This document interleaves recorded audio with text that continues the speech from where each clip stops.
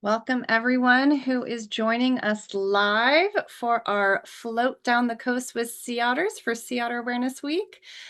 Give us just a minute before we hop on with the float, but I wanted to give you guys all the moment to actually help me.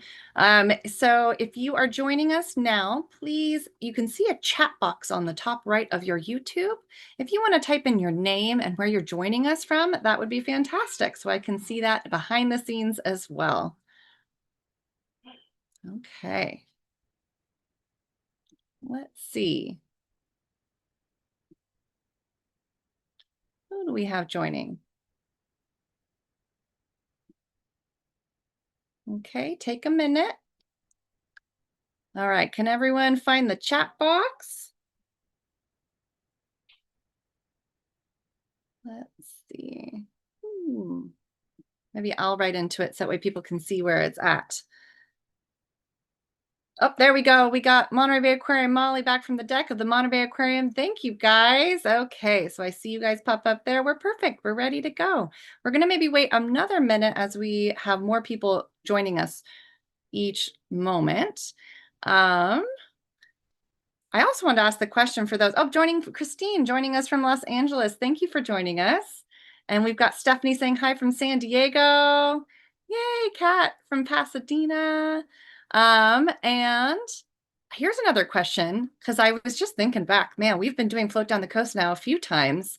How many of you guys are new to Float Down the Coast, or how many of you guys have actually done a few of them? Maybe write the number of Float Down the Coast that you have been that you have joined us with over the years. Okay. Oh, we got Colleen from Santa Cruz joining us. Hey, Colleen. Okay. New here. Oh, thank you for joining us for your first Float Down the Coast. I think we have a good one this year. And Sarah, you're from Merced. Thank you for joining us. And it's your first time too. Wonderful. Well, I love hearing that more and more people get to learn about Float Down the Coast. This is one of our favorite events for Sea Otter Awareness Week, where we get to collaborate with all of our different partners and everyone gets to have a moment during their lunch hour to go visit the coast and see some sea otters. Oh, and Kat, you probably have seen all of them. And yet, Colleen, not your first Float Down the Coast as well. Well, thank you guys all for joining us. And this will be exciting. Yet another live stream for me under the belt. But let's see if I can't get the share to start, and we'll start our float off. Let's see. Portion of screen. There we go. Okay, everyone. Well, hi, my name is Heather Barrett. I'm a Sea Otter biologist, and I'm and it keeps liking to do that. I'm a Sea Otter biologist. I'm the science communication director for Sea Otter Savvy, and I have a poltergeist in my slides. But we'll just land on this one temporarily until we get back to the beginning, so it lets me do it. But I just wanted to say thank you for joining us for Float Down the Coast this year. We're going to be floating down to different locations, and you're just going to have to deal with the fact that my PowerPoint is having a moment. But I do want to highlight that we are celebrating, oh my goodness, 23 years of Sea Otter Awareness Week. And hopefully you guys are not having, well, these slides might not work, even if they worked 5 minutes ago. Well, I do want to highlight that it is Sea Otter Awareness Week. Let's see if I can do it this way. I'm going to try to override it. No, okay. Whew. This is why you join live streams, right? Because there's always really fun bloopers. Well, thank you for joining Float Down the Coast. It is Sea Otter Awareness Week. It is 23 years of Sea Otter Awareness Week, and we like to always thank our partners in collaboration. And you know what? I think I'm just going to go say it. We're just going to land on this page, and you're just going to hear me talk. And I'm sorry you're going to miss some of the fun stuff that I will try to figure out and share after. But Sea Otter Awareness Week, this is our 23rd year.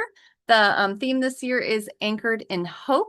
And we want to thank all of our collaborators and our partners. So it's done in conjunction with Sea Otter Savvy, Defenders of Wildlife, California State Parks, Alaka Alliance, Monterey Bay Aquarium, and the Marine Mammal Center. We also like to highlight that it is part of our SOURCE program, our Sea Otter Recovery and Community Engagement Program. There is a survey. Oh my goodness. A survey. And well, here we go, guys. It is on a moment. So I want to highlight that this is going to be our first location, and we're going to be in British Columbia. This is actually a live. a pre-recorded video. Don't know why it keeps doing this, but a pre-recorded video because it is remote. And so this is from Jackie, Felicia, and Callan with MERS. And I'm going to let them take it away now. And I will pop off and you'll hear from me in a moment. Northeast Vancouver Island, territory of the Popula-speaking people, British Columbia. You'll meet my colleagues Felicia and Callan here. Oh, my goodness. Oh.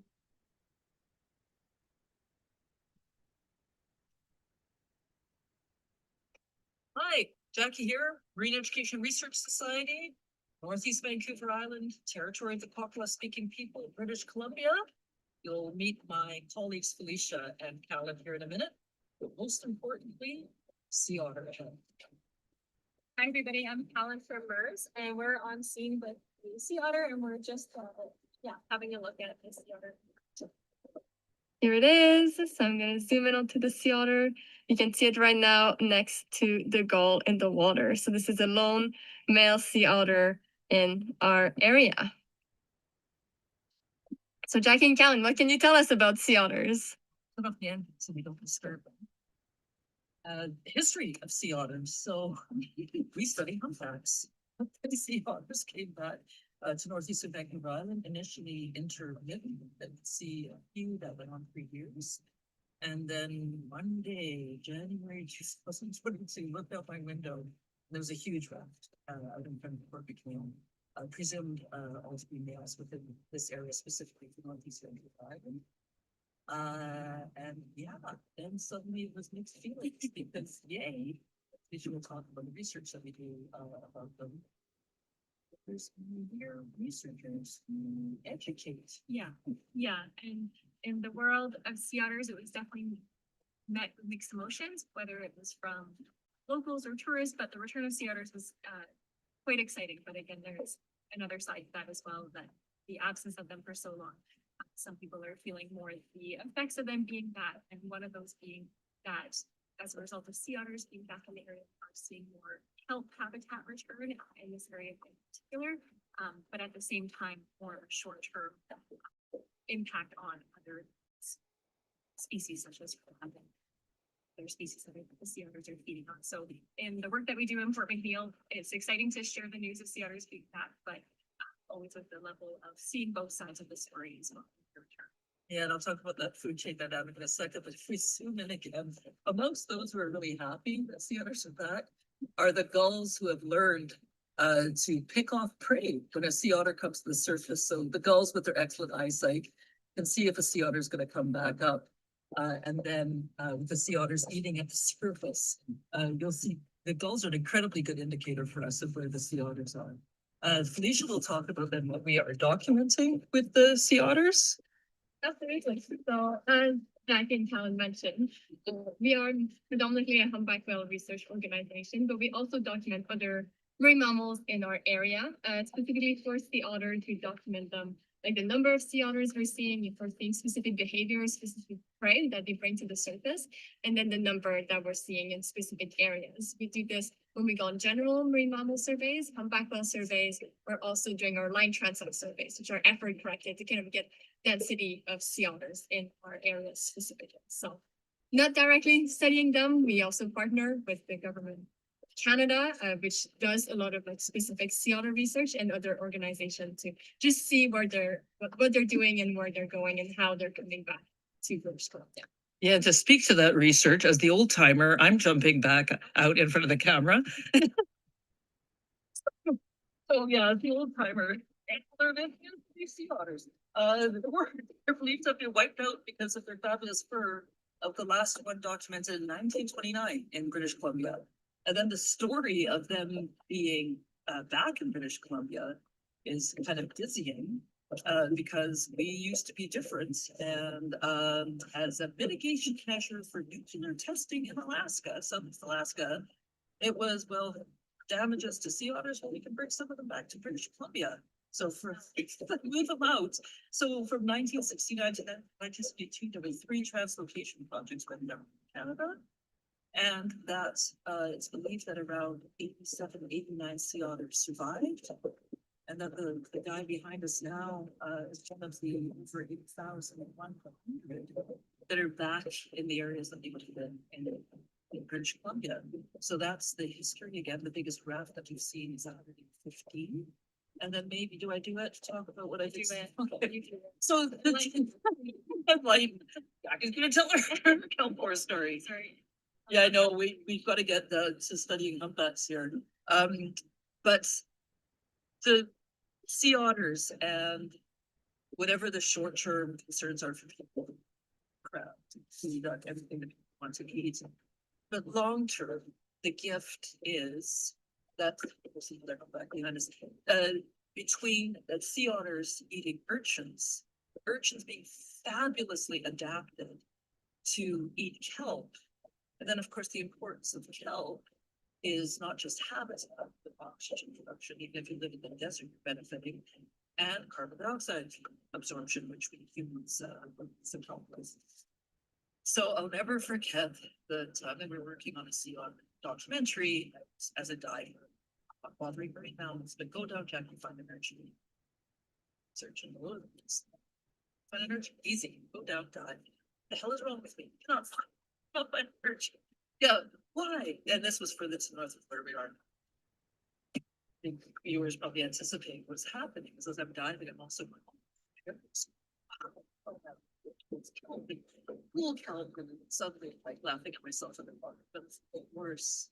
This looks different than our area at that time because the sea otters had been there longer of their work, and it was so good to see like a lot of the people can't even see it surface of or giant kelp. It's this understory of the overwintering, which potentially means even more. So we're so lucky to have.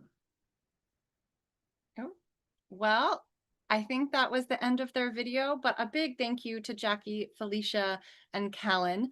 And just to do a little bit of a highlight there, because that was, I think I just really wanted to show you the video really, really quickly. But just so I can go back and introduce them, that was Jackie Hildering, the MERS co-founder, humpback researcher, and education communications director. That was Dr. Felicia Vachon with MERS research coordinator, and Callan Holder, the MERS research and education assistant. Now they were doing humpback research and then agreed to do a little video for us for the float down the coast. And I just want to thank you so much for doing that for us. I know that pre-recorded in the field is really difficult. And I understand that some of people were having difficulty hearing. Unfortunately, that was with editing, and hopefully I can go back in, and if I have to splice it back in for a later viewing, I can do that as well. I also just wanted to highlight that this was our Sea Otter Awareness Week logo that didn't want to show to you guys. But with that, we are going to head our way further south, and we're going to be going to the Oregon Zoo, where we're going to hear from Alaka Alliance's Chanel Hayson and the Oregon Zoo Sea Otter experts that they're joining us from inside the exhibit. So we're going to stop that share, and I'm going to pin you. Hi, Chanel. Sorry for all of that chaos. It's okay. We are tuning in live here with a beautiful sunny day here in Portland, Oregon. We are at the Oregon Zoo. I'm going to flip my camera so we can see the stars of the show here. Who do we have in front? So this is Juno, and she's doing paw present, and this is Sushi. Awesome. So unfortunately here in Oregon, we don't have any wild sea otters. So you're guaranteed to find sea otters here at the Oregon Zoo. They have 3 of them, and also in Newport, Oregon at the Oregon Coast Aquarium. I did not introduce myself, and I'll do that right now. My name is Chanel Hayson. I'm the Director of Outreach and Community Relations for the nonprofit Alaka Alliance. Alaka is a native word for sea otter. We were founded by a select tribal member because sea otters are really culturally significant to every coastal tribe here in Oregon. And one of the main reasons we want to reintroduce them back to our coastal waters. The Oregon Zoo is an amazing partner to the Alaka Alliance. They help us financially and also with some great education and outreach. And we are very grateful for their partnership. Want to see your chicken? And now we are going to give the sea otters a tasty treat. If you recognize that, is a sea urchin.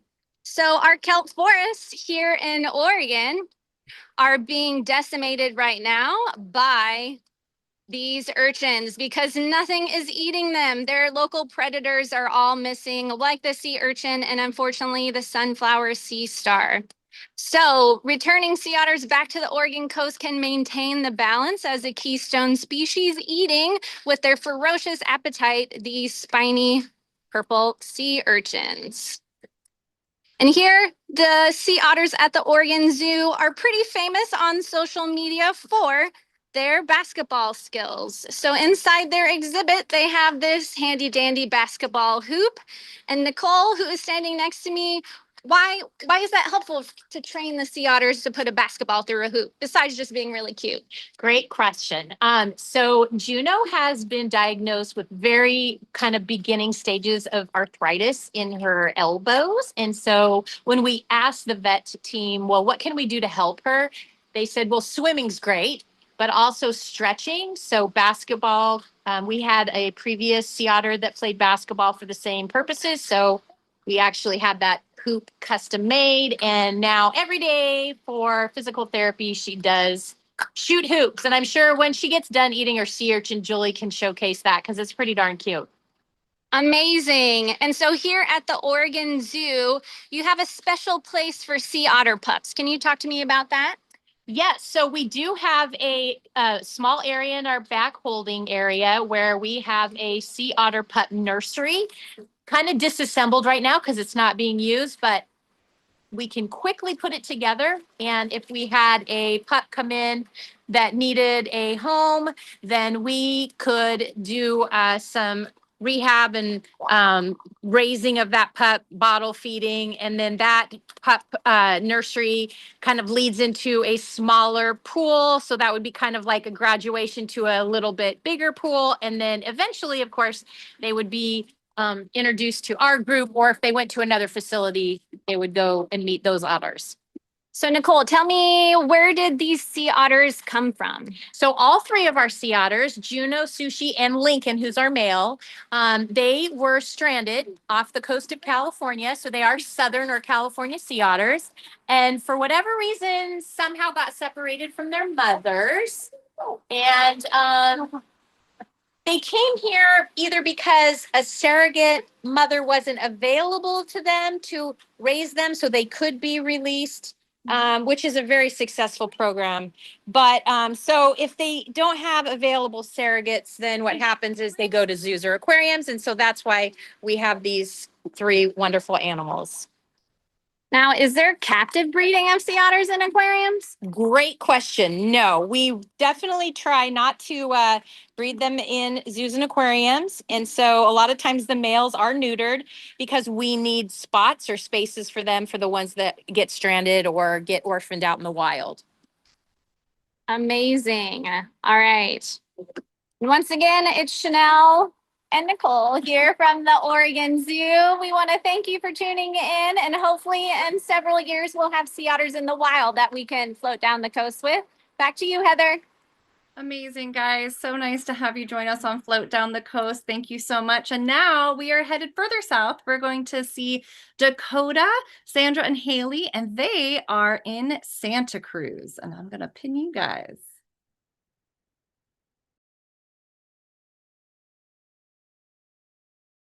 Everyone.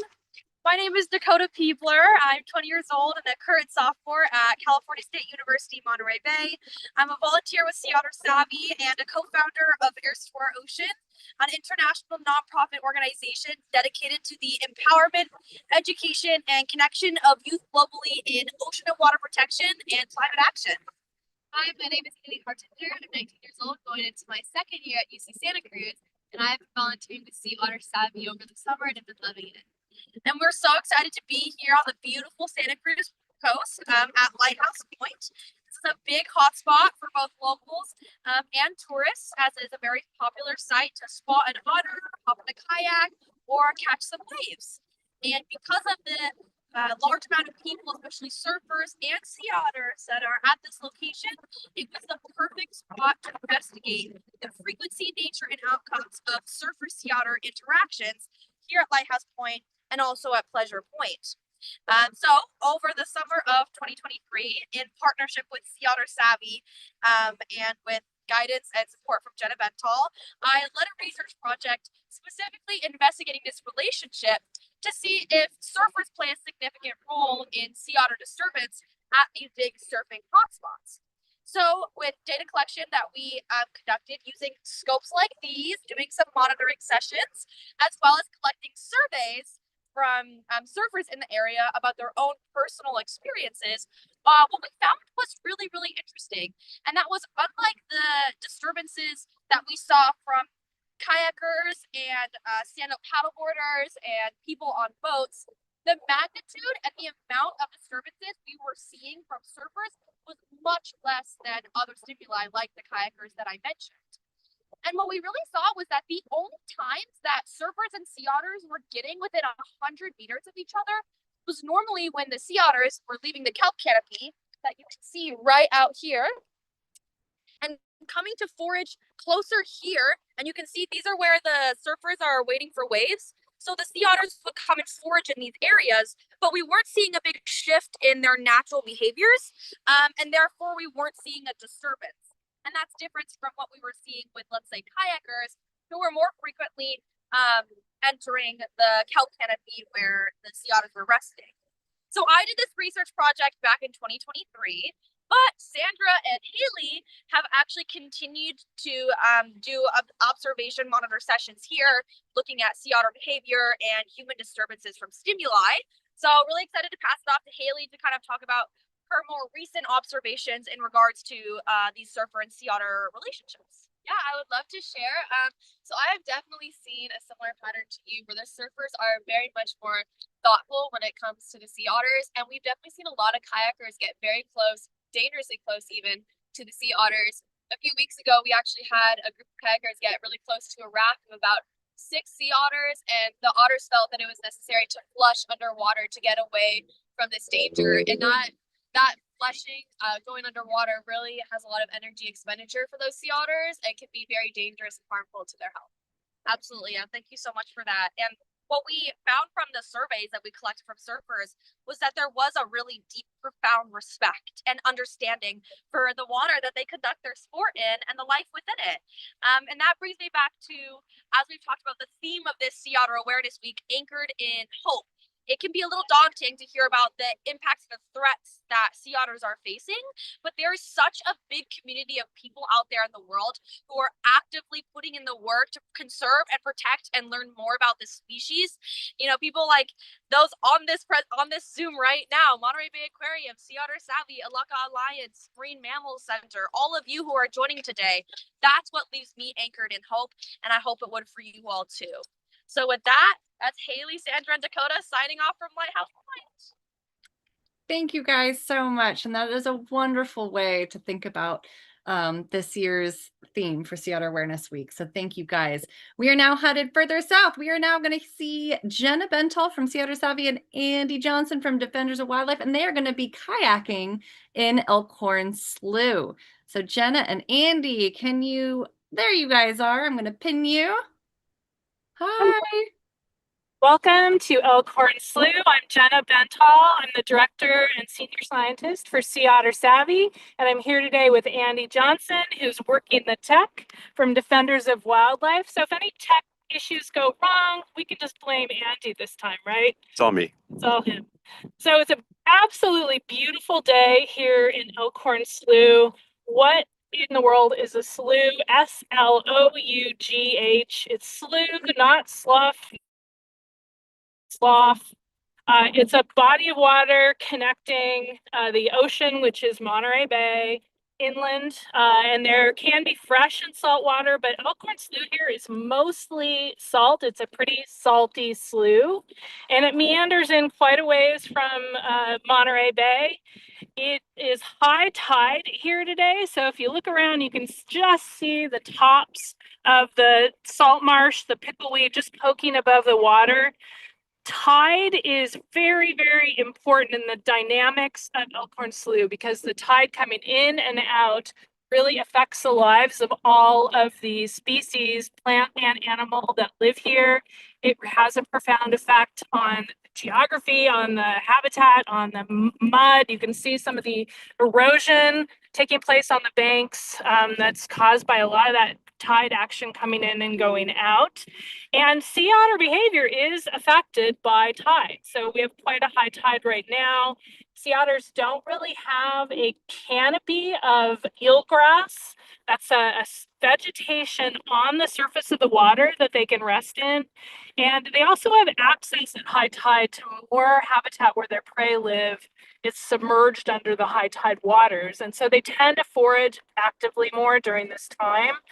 We are going to be able to see one spot, hopefully Andy can zoom in on that, where even if it's high tide, sea otters will be able to haul out. And hauling out just means they climb out onto the banks and rest actually on the pickleweed, on the salt marsh banks, especially if they don't have another good canopy or eelgrass bed to rest in. And all around us here, we have some sea otters that are foraging. Hopefully we'll get one that'll come up. We've got one over here at 9 o'clock, Andy, a ways away. So they're all foraging around us, probably getting mostly big clams, fat innkeeper worms, and really enjoying the abundance here in Elkhorn Slough. Absolutely gorgeous day.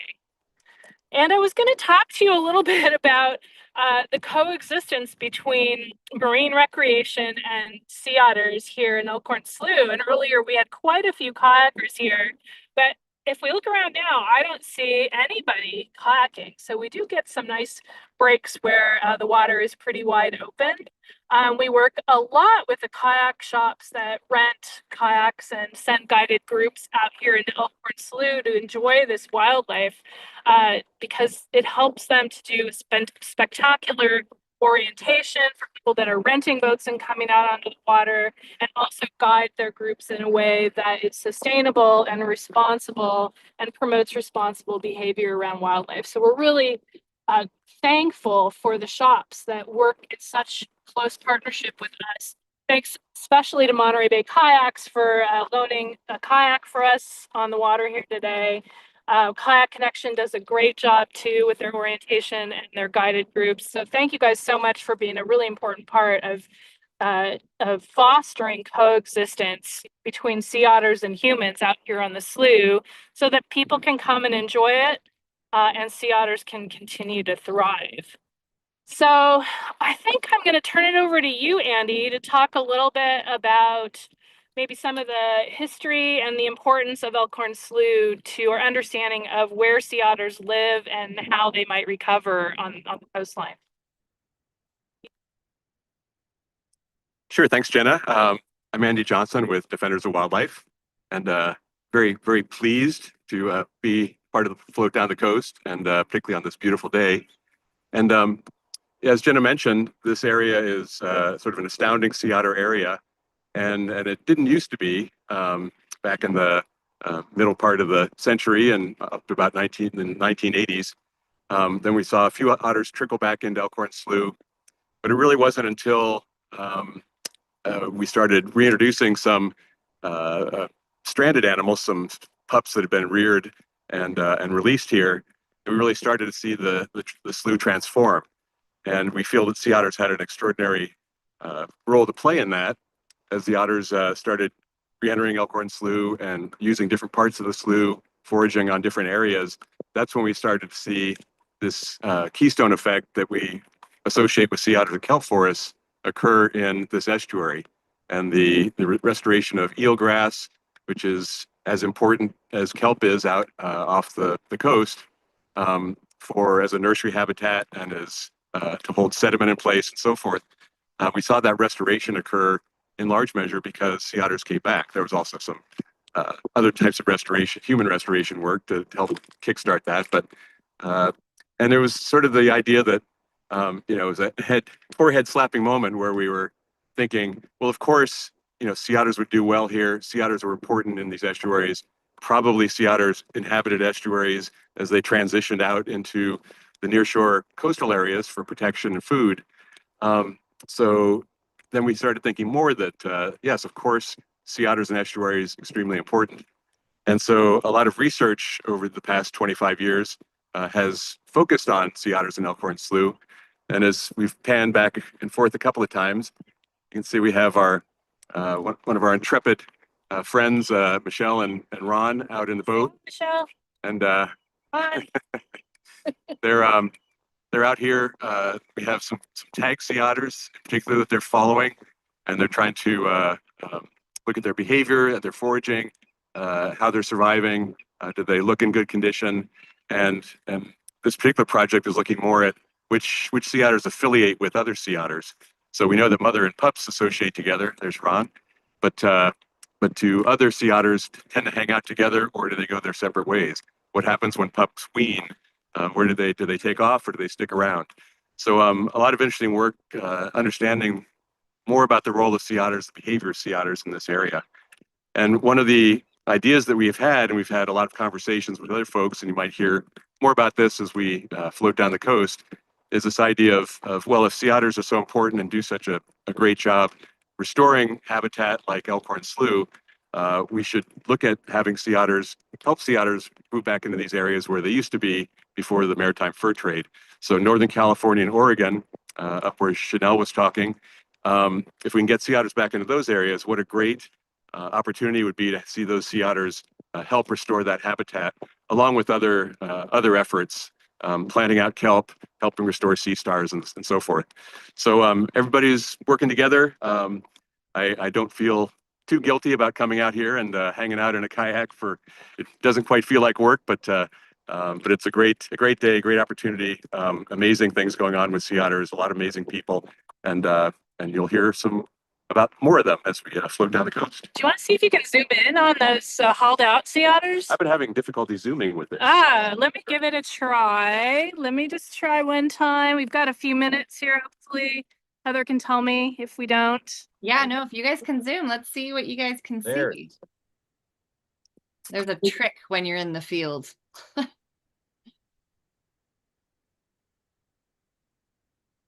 I don't know if you guys can see they're really hard to see. There's some little black heads. Oh yeah, I think I do. Right in the I'm center, gonna- wriggly. So everyone's gonna get a little motion sickness, but I do think, yep, there I see a little dark shape. Yeah, there's a few sea otters hauled out there. Sorry, I'm actually floating, so I can't do much about the seasickness thing. So yeah, we've got a few otters hauled out in the salt marsh back there. And like I said, that's what they do when they want to stay extra warm and get dry nice and fast, and when there's no eelgrass canopy available. So I'm just gonna pan around a little bit. I'll zoom back out so that you don't get so seasick. I got some nice harbor seals hauled out too on the bank here. Beautiful place to see incredible wildlife just about any day of the week.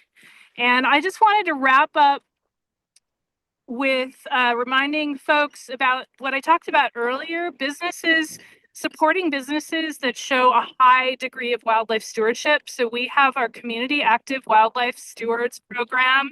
Heather, maybe you can post a link to that in the chat.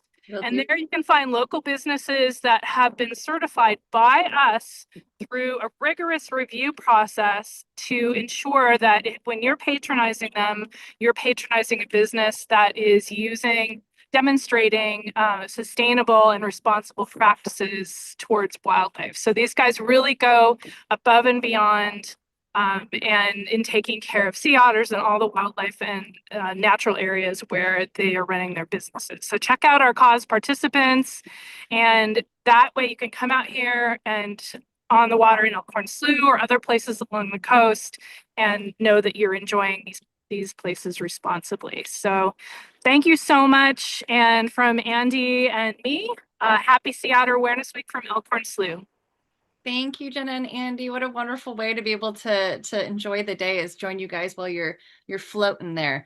Well, we're going to go a little bit, not too far south, but a little bit further south. We're going to go meet with Kate and Allie, and they're with the Monterey Bay Aquarium. And I'm going to pin you guys. Hi, guys. Hi. Hi, everyone. I'm Kate. And I'm Allie. And we are Sea Otter Rehabilitation Specialists. And we're coming from you live from the Monterey Bay Aquarium, which overlooks The Monterey Bay. The Monterey Bay Aquarium is located on the Monterey Peninsula, and which primarily consists of kelp forest habitat and is currently home to around 500 sea otters. To help recover California's southern sea otter population, the Monterey Bay Aquarium has been rescuing, treating, and releasing sea otters since 1984. And in that time, we have actually taken over 1,000 sea otters into our care, and we've seen the southern sea otter population increase to around 3,000 individuals. This increase in population has contributed to the improved ecosystem health all along the Central Coast. In collaboration with other trained institutions, our program responds to southern sea otters in need. Usually this starts with a call from the public, which our team will then respond to. We respond to sea otters of all ages, and we typically see animals strand from things like injury, illness, or early separation from mothers too early in life. Handling sea otters can be extremely dangerous.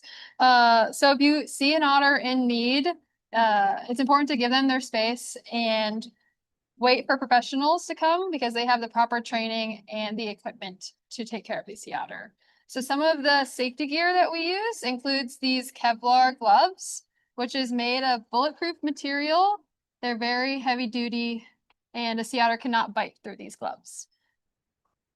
Yeah, so once sea otters are admitted into our care, they'll get a full exam from our veterinary staff. And then once we're caring for them, our day-to-day can look different depending on what that animal needs. It's always going to consist of lots of routine husbandry, cleaning, prepping food, that kind of stuff. And whenever we do something positive with the sea otters, like feeding them, we want to make sure we're wearing an outfit that will disguise the human form. So Kate here is showing our disguise. And so this is an important step in making sure that we are keeping our otters wild. And like Kate said earlier, we do care for otters of all ages with variety of ailments. So what every day looks like for us is really going to depend on the animals in our care and what they need. So many of the cases that we get are orphan sea otter pups. While these pups are still very young, they require a lot of care by human caretakers. And with cases like this, we do things like bottle feeding. We groom them with things like towels and brushes, like what Allie's holding up. We also introduce the pups to solid food, or we also encourage them to hit developmental milestones like swimming and diving. And all of this, of course, we are doing in our very fashionable disguises like I'm wearing right now. So once the pups are old enough, we will pair them with a surrogate mother. And this is what's so unique about our program. In 2001, we started using our non-releasable resident sea otters as surrogate mothers. And in this process, they teach them really vital skills that they need to be successful out in the wild. So they will teach them how to forage on different difficult prey items. They'll teach them how to groom efficiently, and they'll even teach them how to interact appropriately with other sea otters. So after that stage, we move these otters to continue to refine their skills with a group of similarly aged sea otters. And they will be with those otters until they are ready to be released. Before we release an otter, we give them colorful flipper tags like you see here. And this is so we can easily spot them out in the wild and identify them. So once we release an otter back out into the wilds, we want to make sure that they are successful. So our team is out there extensively tracking these animals to make sure that we know that they're going to be successful before we deem them officially released. And so what we're looking for is for them to be foraging consistently on quality diet items. We want them maintaining their body condition, maintaining that super important coat condition. And then also we're looking that they're interacting appropriately with other sea otters and that they're not interacting inappropriately with humans. With our recently expanded facilities, we are now able to help even more sea otters than before. Currently, we have a full house with all otters in different stages of the rehabilitation process, all working towards being released back into the wild. It takes a village to be able to successfully operate this program. From rescue to release, we cannot do it without the help of the amazing support teams at the aquarium, our great volunteers, and of course, our partner agencies. Thank you for joining us from the Monterey Bay Aquarium. Thank you, Allie. Thank you, Kate. What a wonderful rundown of everything that you guys are doing. Thank you so much. And now, guys, we are going to head down to our last location. We're going to go talk to Victoria and Bridget with the California State Parks at Morro Bay. Hi, Victoria. Hi. Hi, Bridget. Can you hear me? Yes. Can you hear good. us? Yes, we can hear you. Oh, we're on the wrong camera. Okay. There All right. you Hello, are. Hi. I am Victoria. I'm Bridget, and we work for California State Parks. We work here in the San Luis Obispo Coast District. And so we go all the way from San Simeon down to where we are today in Morro Bay. And I'm going to pass it over to Bridget to start talking about the estuary. So today we're in Morro Bay, and Morro Bay is an estuary. We're gonna pan right now so you guys can see it. So what an estuary means is that both saltwater and freshwater mix. So we have a couple creeks down south on the south end of the bay. And then we're standing here at the opening of the harbor, which is ocean water, so salt water. The estuary is super important to our local ecosystem because it provides a safe, protected area. So it's kind of like a nursery for a lot of species, including sea otters. It keeps them safe from predators. It's too shallow for the predators of sea otters to come in here. So they like to hang out and have their babies. And it's also super abundant in a lot of food sources for all different types of animals, including sea otters. And yeah, it's a super productive ecosystem. The sea otters love it. We're going to talk about how our sea otter population's doing now and try to show you guys a couple. All right, so in California and all along the coast, sea otters were hunted to near extinction in the 18th and 19th century due to the fur trade. They were actually thought to be extinct in California until a small group was found in Big Sur in the 1930s. And so that's in between us and our last folks. It was in between the Monterey and where we are now in Morro Bay. And so since then, there have been some protections put in place for sea otters and other marine mammals, like the Marine Mammal Protection Act, the Endangered Species Act, and our southern sea otter is currently listed as threatened. And so what about our sea otters here in Morro Bay? We are very lucky because our sea otter population here has been growing pretty steadily. And there are volunteers who go out and count our population of sea otters. The most recent survey, it's done both from a boat and on land, and it was completed on August 29th.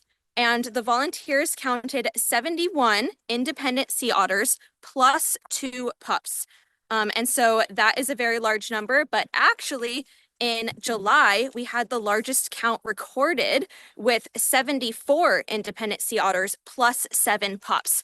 And so the theme this year is anchored in hope. And so we're so excited to see our sea otter population growing here steadily, and we will see how it continues to grow. And now we're going to switch our camera a little bit. So bear with us as we transition. Okay, perfect. Okay, so hopefully you guys can still hear me. The Morro Bay Estuary, as you can imagine, is a super popular place that people like to come to recreate. So you might see some people behind me in boats or kayaks or even fishing off the rocks right here. And that's super fun for all of us humans, but unfortunately that does cause a lot of sea otter disturbances. And the main way that California State Parks has worked to kind of mitigate these disturbances and prevent them is through education. So we have a volunteer program called our Sea Life Stewards, and they come out on the bay on kayaks and they educate the public on how to be good wildlife viewers and protect themselves and the wildlife in the bay. So they tell people, 5 kayak lengths away, talk about just, why we want to protect sea otters, how it impacts the sea otters when we get too close to them. And it's made a huge impact and helped people kind of strike a balance between being able to recreate and have fun out here and protect all of our animals. Right, and now, there I am. I'm going to talk about eelgrass. And so I brought some eelgrass today for you to see. This is a flowering plant, and it is a grass similar to how we have lawns, and they are grasses and they do flower. This is very similar. It's just an aquatic species, and so it lives in the water. And sea otters are actually a keystone species for the eelgrass habitat as well as the kelp forests. And we're very lucky here in Morro Bay to have both of those ecosystems present. And a little bit more about eelgrass is that it's called a foundation species.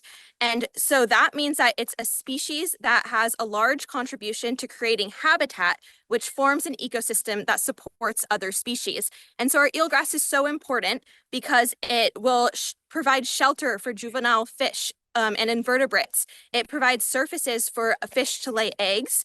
And habitat for many birds that come here to forage either along their migration, or if they're shorebirds and they live here, they will also use that habitat to forage for food.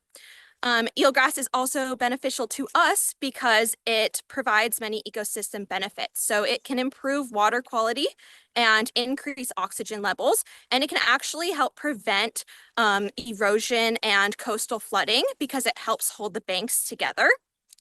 And it can actually sequester carbon and reduce impacts of ocean acidification. So we really love our eelgrass, and we really love our sea otter because they help our eelgrass grow and live. And what the sea otter does is that it will eat crabs. And that's really important because the crabs like to eat snails, or slugs, sorry, little slugs. And the slugs will eat algae off of our eelgrass.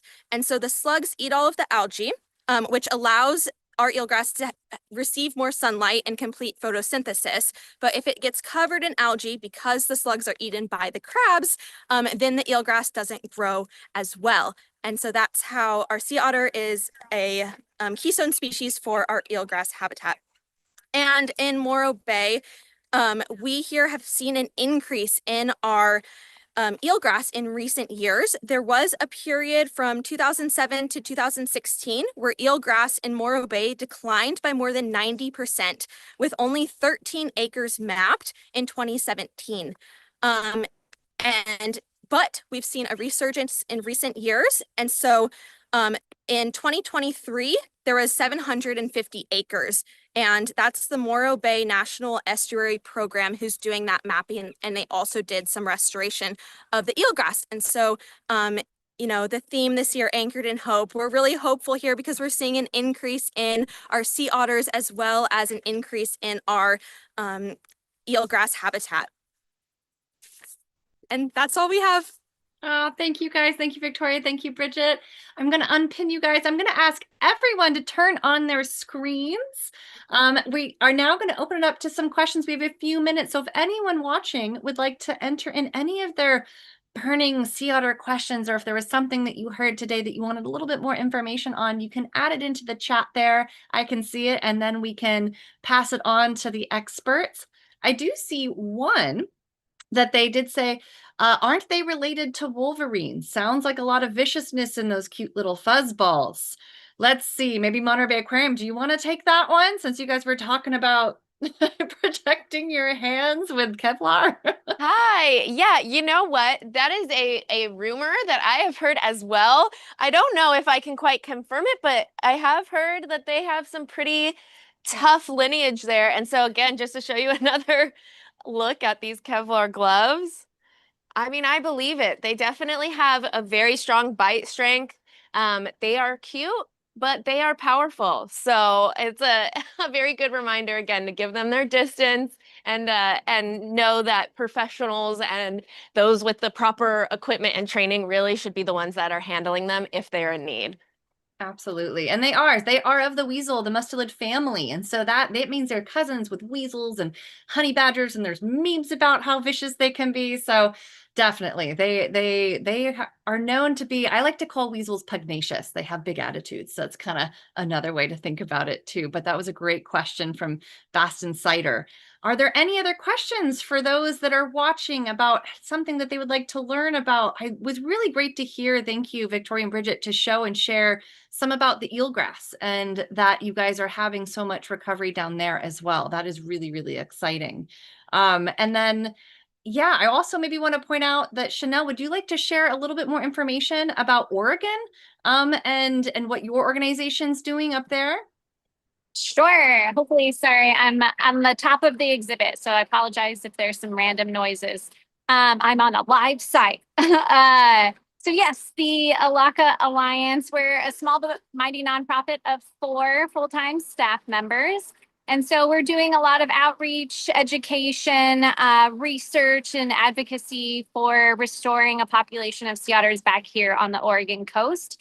We became a nonprofit in 2020 and published a scientific feasibility study in 2022, trying to answer the question, is it even feasible to restore sea otters back in Oregon? And the answer is yes. So that is really wonderful. And we work directly with the Siletz tribe, as our founder is a descendant of the Siletz people. So really exciting news at the start of this year. We received a $1.56 million grant, the Siletz tribe did, from the America the Beautiful Challenge. And so for the next 3 years, partners in Oregon and Northern California and tribes are working together on writing an actual reintroduction plan. So that is something really positive that we can all look forward to. And if you want to learn more, please follow us on social media at Alaka Alliance, or you can visit OregonSeaOtters.org as an easy way to get to our website. Awesome. Thank you so much, Chanel, for sharing that. And we did get a couple questions in. Okay, we have one from Kat. So I'm going to maybe throw this, well, I'm going to say it and then maybe someone can pick it if they want to, but I might throw it down to maybe Jenna and Andy. But let's see. Hi, all. Thank you for all your information. The Morro Bay otters are close to my heart with such high numbers. Are there worries about being at carrying capacity for the area and any issues? So has there been any sort of understanding of what's happening with the numbers there now in Morro Bay, and is there a risk of carrying capacity? That's a great question. I don't know if there has been any research on what the carrying capacity is, but I would have to guess, just knowing how populations of animals work, that if it does reach carrying capacity and there's not enough food for additional otters, I would guess that we would likely see those numbers start to stabilize, and the sea otters would start to explore more. Probably, I would guess the males would start to explore more and hopefully spread along the coast even further. That would be great to see. Anyone else want to add comments to that? Yeah, I'd like to talk more about it. So Sea Otter Savvy conducts the monthly surveys of sea otters down in Morro Bay, and we are going to be, as they mentioned down there, we've been seeing some pretty high counts. I'm actually going to be giving a talk about that at the Morro Bay Museum on Friday from 1 to 2, Morro Bay Museum of Natural History. So if you're in the area, come down there and join that talk. We don't know much of anything about the carrying capacity of Morro Bay for sea otters right now. What we are seeing is that they're exploring more of the back bay or south part of Morro Bay, where there's salt marshes and more estuary habitat in recent years as those numbers have gotten larger. So that can inform us a lot about how sea otters colonize estuary habitat. So that's relevant as we better understand range expansion and recovery further north. And we'll have a student, a brand new student from Dr. Heather Lewanik's lab at Cal Poly. She's just started, and she's going to be taking on research looking at the numbers in more detail, seasonal patterns of spatial use of sea otters in the bay, and foraging. And foraging is really a way, something that tells us a lot about what the status of a particular population is, what they're eating, the size of it, the type, the number, where they're finding their food can tell us a lot about their position relative to carrying capacity. So we're really interested to see what Morgan, the new student, comes up with in the next few years as she's doing her master's thesis with Cal Poly. Great, thank you. Okay, we also have a question back up to Oregon. It said, Oregon Zoo mentioned one of the otters had arthritis. Are there dietary interventions that may also assist with their ailments? Do you ever intervene with medicine? So Chanel, I know you might not have someone with you from the Oregon Zoo. If you do, that's fine. Otherwise, I don't know, maybe Monterey Aquarium people can answer. Yeah. There's Let some me see if I can find somebody in the office. Okay, great. Feels like a- Research. Nobody's in there. Yeah, if Monterey Bay has an answer, that would be awesome. Yeah, do you guys have any dietary interventions if you're seeing some medical issues like arthritis? Yeah. I would think with something like arthritis, it would be more.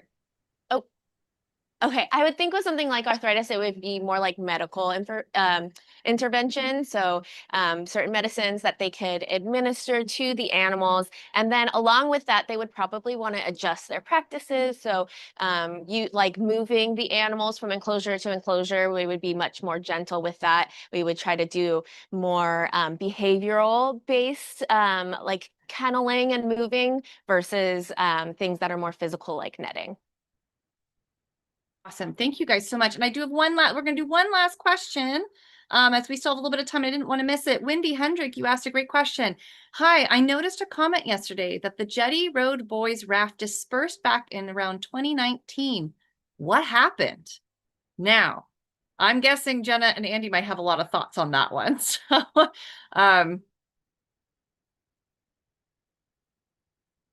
oh, you're still muted. I'm going to ask. Got it. Hi. So we don't know why. Why questions are kind of hard to answer. You sort of have to have theories and then figure out a way to test those out. So we don't really know specifically why. It could be often when sea otters relocate, the most common reason for that is food availability. There's not enough food to support them. And as Morro Bay folks kind of alluded to, when you get near carrying capacity, otters may just have to move on to find adequate food resources because they really can't go without meeting those caloric needs for very long. So it may have been that. It could have been disturbance. I have a favorite theory, which is that a male came in. So in a bachelor group of males, all of the aggressive behavior between them is suspended. There's probably a hormonal shift, a reduction in testosterone. I say probably because that has not been tested, but that probably precipitates this sort of low level, more social behavior among many, many males in a very tight knit group. But if you have one male come into that group who's not in that state and not playing by those rules, which we have seen periodically in the past, their aggressive behavior perhaps could disperse that entire raft. And after they dispersed, we did see a single male resting there. And I did observe him kind of being aggressive towards some other otters that were coming into the area. So it's possible that that one guy with a bad attitude was responsible for them dispersing. They're not gone, they've just moved somewhere else. There's a bachelor raft up here further in the slough, closer to where we are right now. It's smaller than that other one, but they're probably just offshore. There's another bachelor area where they're just not as easily observable as those guys were. Maybe they'll come back someday. Yeah, thank you so much for that answer. I just want to say thank you to everyone for joining us. Thank you to all of our experts at all these locations. And thank you definitely for sticking with me despite my PowerPoint poltergeist. To highlight a couple of things that was supposed to be told to you guys was, again, Sea Otter Awareness Week, new logo. You guys can go pick up your swag. I also want to highlight that we have more events coming tomorrow. There's going to be a paint night with Chanel. So make sure you guys go check that out. There's also going to be another virtual event with the Marine Conservation Institute. We're going to learn more about sea otters and oysters and what that means with mariculture. We're going to have so much more throughout the week. So please do check that out, including Jenna's talk down there at Morro Bay. I also want to let you know that you can check out the story map. There's going to be different locations that are highlighted there, including the viewing stations. And lastly, if you're interested in sea otter recovery as well as potential reintroduction discussions, please do take the public survey. All of those links have now been added to chat. They're all going to be added at the end of this video as well. So just want to say thank you all for joining us for another float down the coast. It's always great fun to have this one. And thank you all to our partners. I hope you guys have an amazing day. Bye, everyone. Bye. Bye. Bye. Thanks, Heather, for hurting all of us. Oh my goodness. And we're off. Bye, everyone.